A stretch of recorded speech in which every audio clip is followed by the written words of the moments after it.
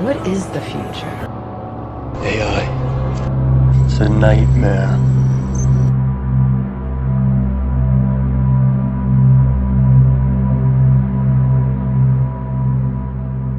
Welcome to the Don't Get So Emotional podcast.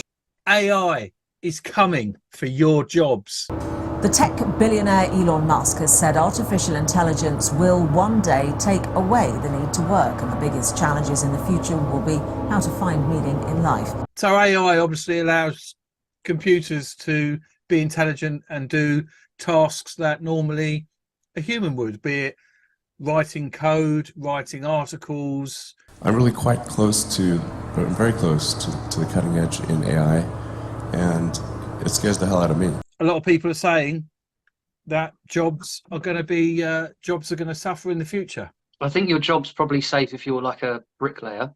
But then again, in the even further future, AI combined with robots and machinery, maybe bricklayers won't be safe. Talking of robots, I've got my latest little robot, my little AI helper. What is that? Well, it's a toy. Hang on.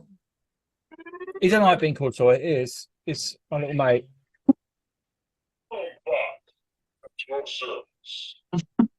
See, he's very good. He does lots of things.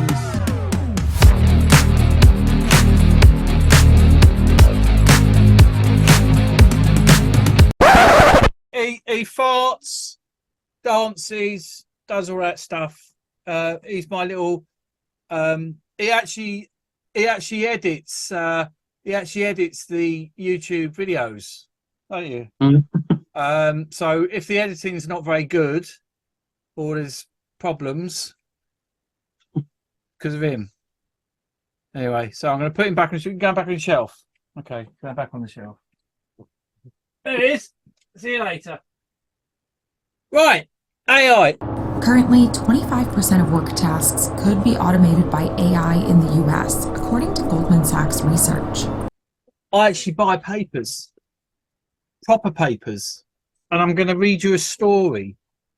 Sounds like I'm going to read you a story. I'm going to read you something that's connected to AI that I thought people would be interested in. You ready? Here we go. BT Boss. That's British Telecom. Except AI will take your job. Horses didn't moan about cars.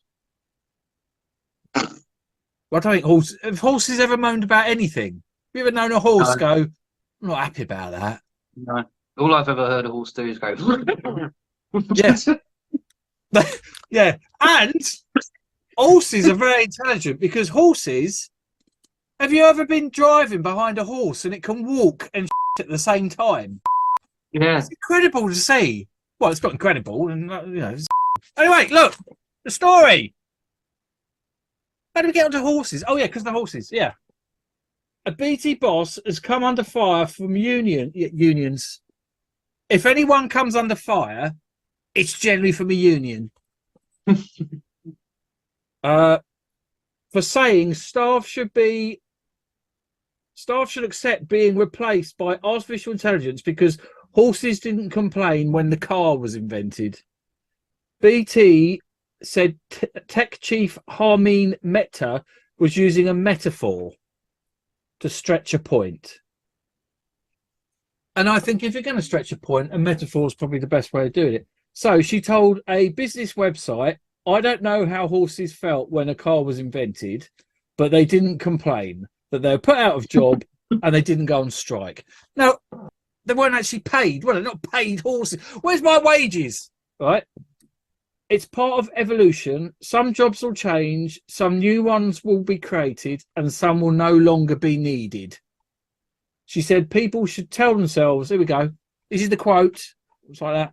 This is the quote. People should wake up, reinvent yourself, and get ready.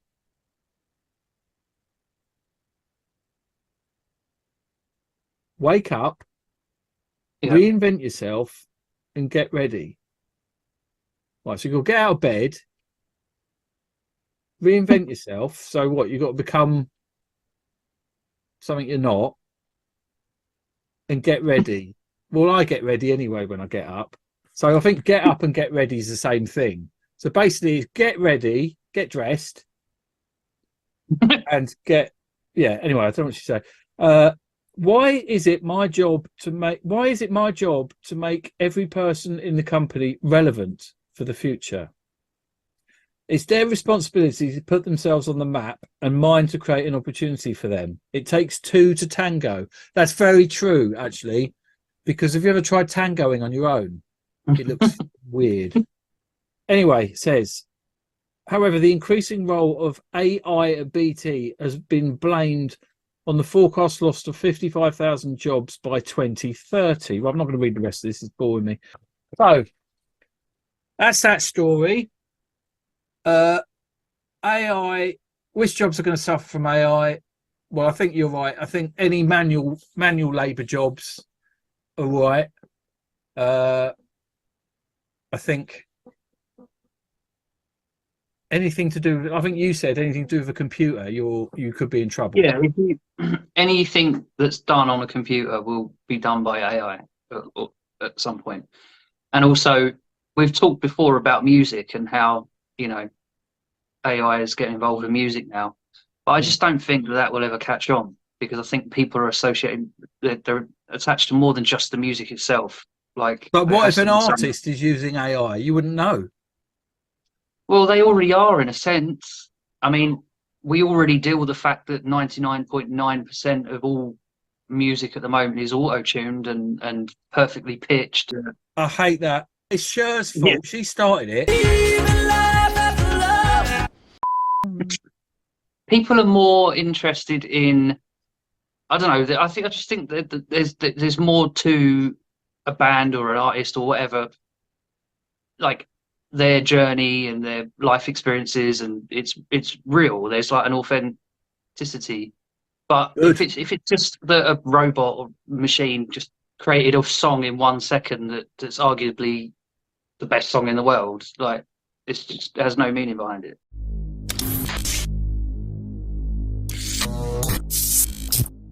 Elon Musk has actually said some things that he's worried about AI's development.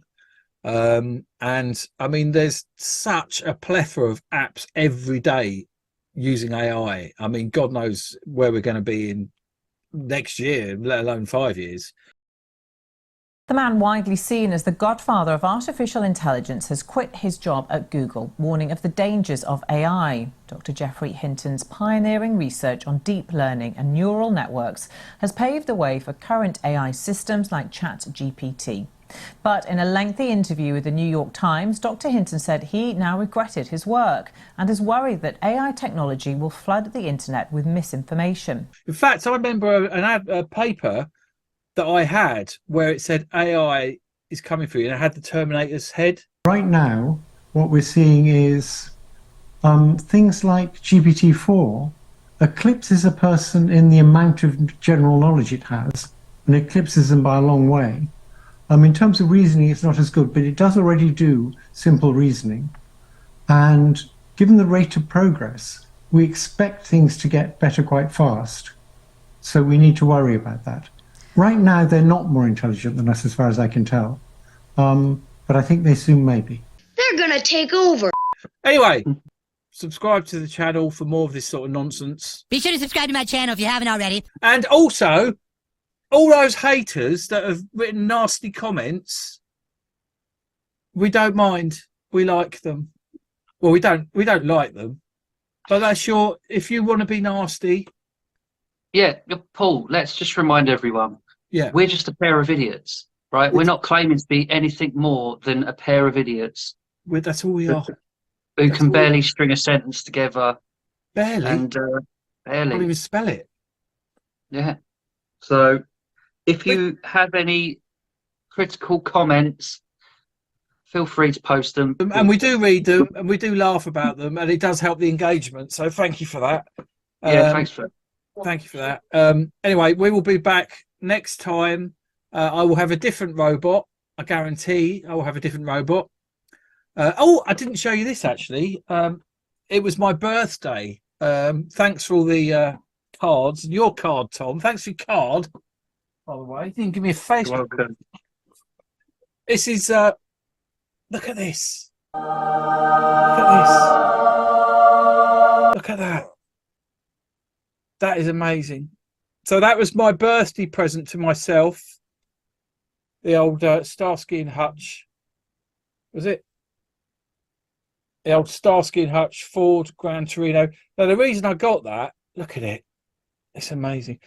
Is when I was little, I got it for Christmas. I got one of those little cars, and it was a tiny little one. And I remember playing with it. And I was in a charity shop, and they had one of them. And they wanted like 40, 50 quid for it. It was just loose. And I said, you know, that seems a lot for just a little car. And they said, oh, no, they're on eBay for hundreds. I don't know. I went to Amazon and got it. So the prices on Amazon will probably shoot up now, but they're great. That's my latest thing. I don't know, where did this come? Oh, yeah, the little toy, the toy robot. Yeah, there'll be a new toy robot on the next episode.